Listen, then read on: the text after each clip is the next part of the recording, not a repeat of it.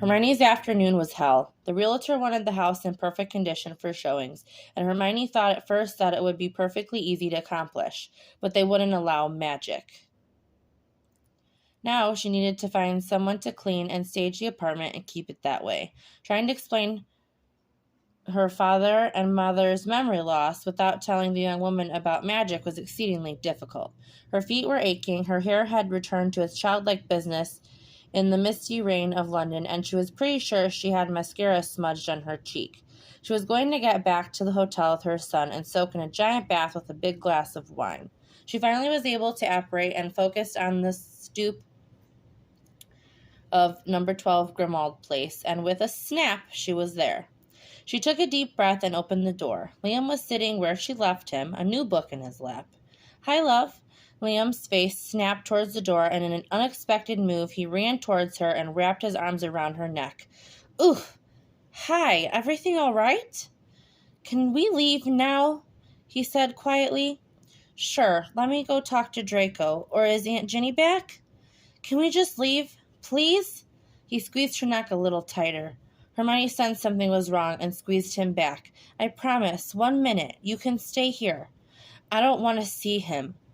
"Of course." Hermione's heart steeled, and she felt like lighting Draco Malfoy on fire. What the hell did he do? She walked out into the backyard and saw Draco and Ginny chatting closely. "Well, I do appreciate you guys watching out for Liam. I thought I'd let you know that we are off. Thanks a lot," she said sarcastically. Ginny looked surprised, and Draco looked pained. He made a step towards her, but she rushed off before he could. She reached down and popped Liam on her hip and stepped into the flue. When they stepped out into their suite, she didn't set him down. She marched into the bedroom and kicked off her shoes before setting him down and curling up next to him. This wasn't the first time she had seen her son like this, and she knew what to do. She held him while he let a few fat tears fall down his cheeks and kept holding him as those few tears turned into a sob.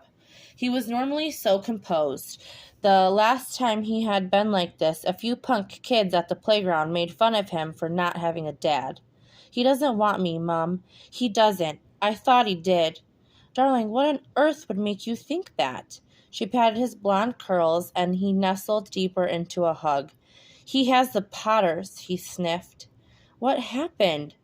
"I don't want to talk about it. Can I take a bath? I need to think." She smiled to herself. Oh, her son.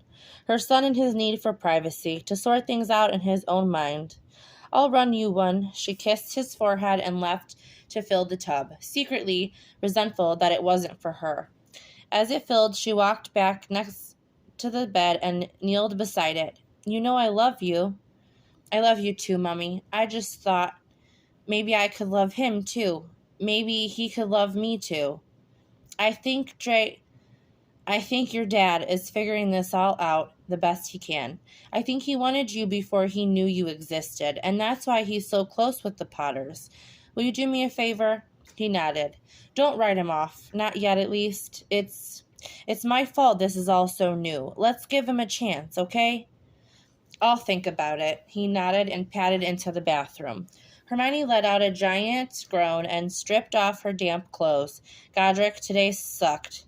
She slipped on her plush robe and dreamed about her turn in the bath. She needed a drink, and since the hotel was on the Malfoy tab, so was the minibar. She left the bedroom and yelped as she saw Draco sitting on the couch in front of the fireplace. "Shit! What the hell are you doing?" "What did I do?" She sighed. "Do you want a drink?" "It's 3:00. She raised an eyebrow at him, and he nodded. She poured a couple of drinks and then lit the fire with a wave of her wand. She curled up in a large armchair, covering her naked legs with a soft robe. "Muffliato," she said with another flourish of her wand. "It's not you.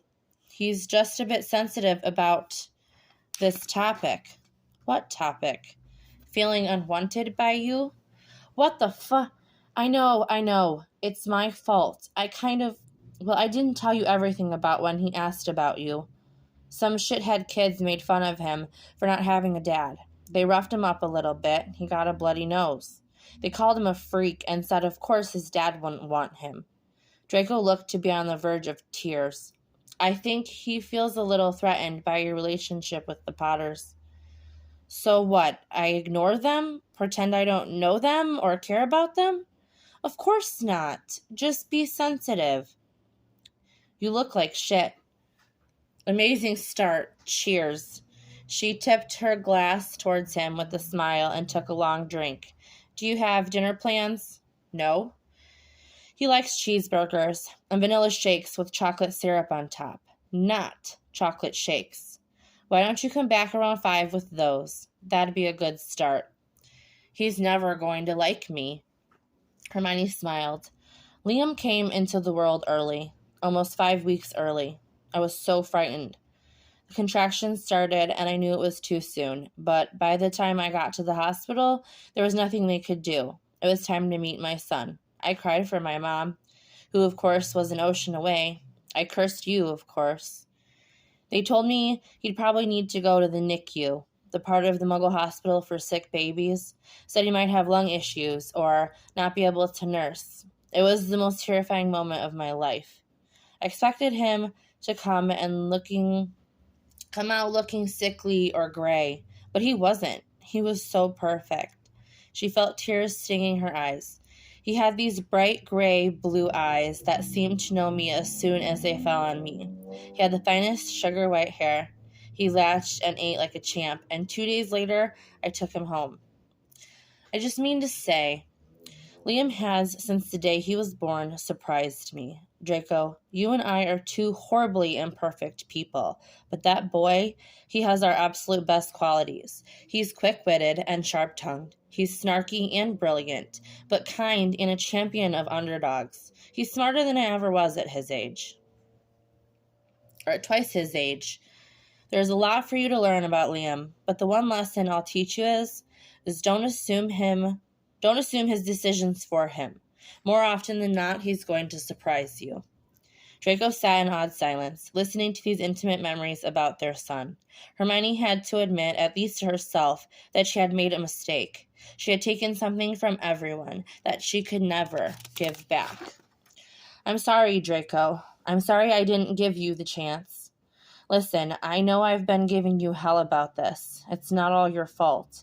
It's not like I exactly had given you a lot of reason to believe I could be there for you.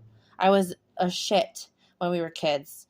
I just wish you would have given me the chance to show you I am not the same person you knew. I don't take risks very well, Malfoy. I never have. I made a calculated decision. You were at risk. You were a risk I wasn't able to make. And even now I struggle and will continue to struggle with this new relationship. Do you know I tried to get a hold of you after our liaison? He smirked at the ground. You did? Well, not right away, because I wasn't wanting to look desperate. I started working with the ministry just a few weeks after the gala, and I tried to reach you through Harry. Asked if he might know where I could send you an owl. Draco peered up at her and gave her an intense stare. You'd just moved. Harry couldn't believe it himself, said you had just up and decided you needed a change of scenery, and left. He was sure you'd come back, and I told myself I'd put myself in your path when you did. Draco let out a sigh. I had just found out. I left 2 days after I found out. I didn't want anyone else to see me pregnant. I didn't want Ron to get any ideas that the baby was his, which he still did after he found out. I am thoroughly disgusted that the weasel would ever think Liam would be his child. He's clearly never seen him. Does Weasley know, by the way? No. That will be an interesting day, she mused, imagining that awful confrontation and thinking the stars that Ron was far off being a big shot. I'll be back at 5 with food. Draco stood and paused briefly. Thank you. And then the sound of apparition filled the room.